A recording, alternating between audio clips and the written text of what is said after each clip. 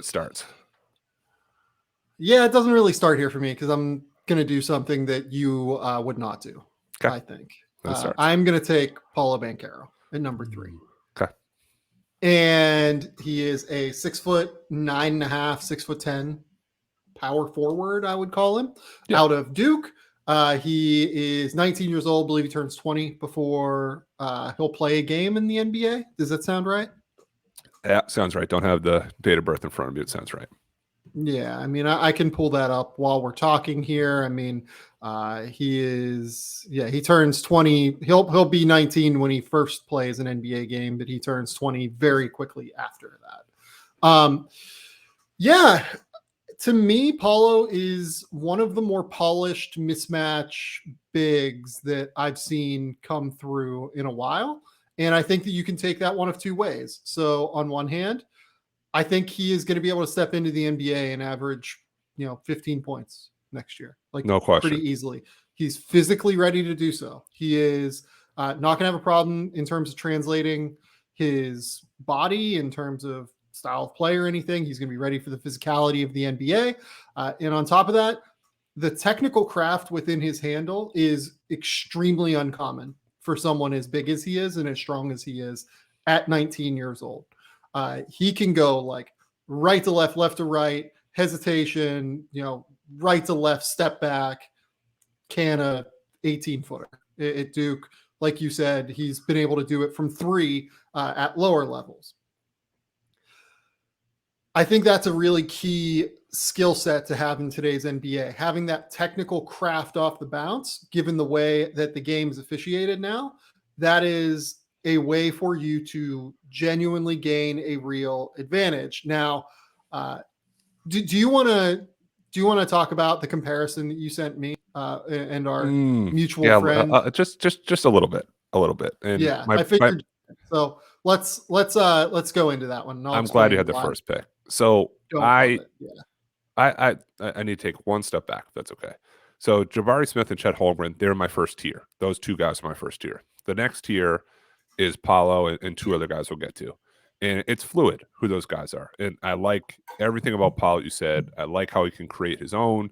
He's great in the mid post. He's a reliable scorer.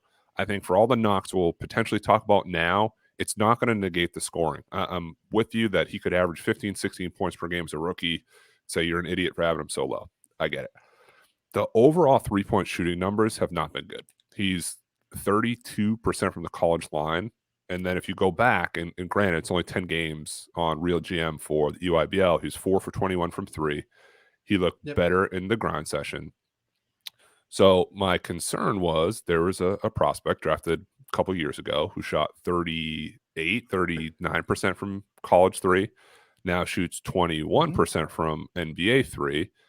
Similar type numbers. We said player A, player B. One of those things where it's like a bear trap on Twitter. Like, who do you like? And player A is great and player B doesn't play. The numbers are close to Obi Toppin.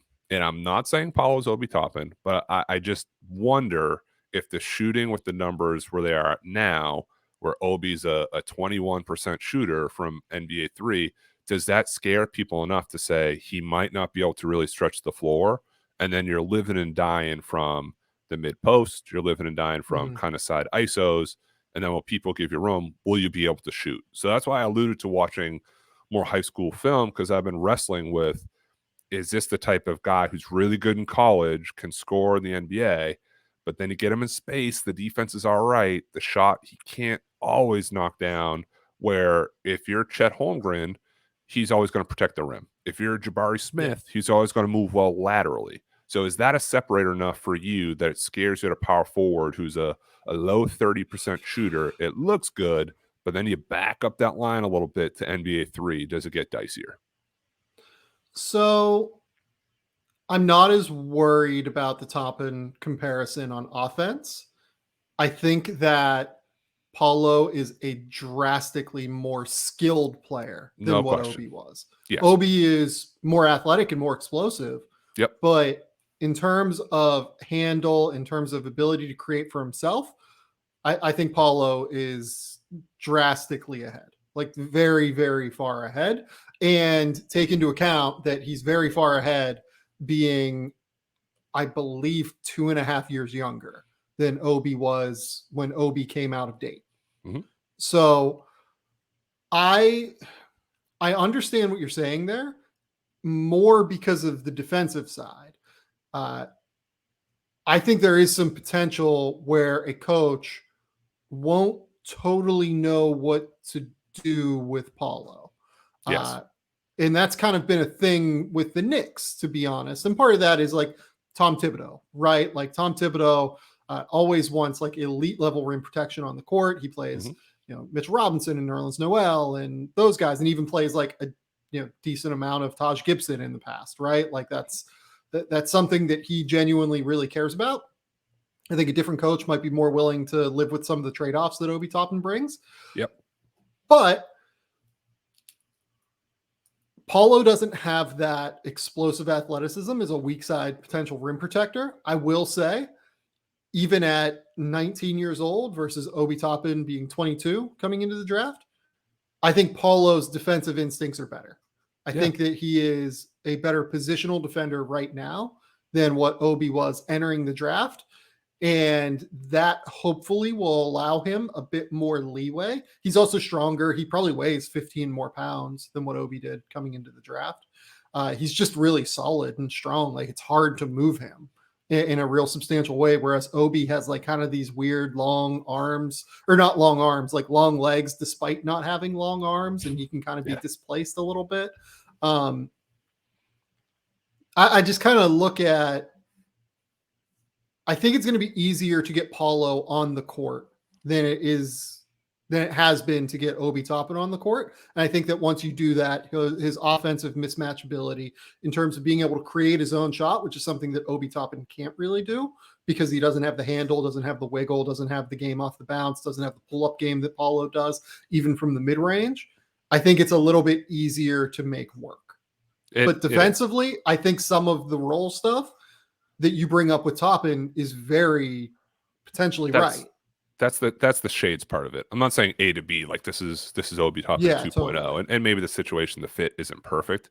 It's more from the 4 position, because we think he's a 4, right? I mean, he could guard up and play 5, maybe small ball, end of the game for we're not. I'll be honest, defense, like but the more I think about it, the more I think the teams are going to use him that way, like as an end of game 5, because we kind of are underrating how strong he is.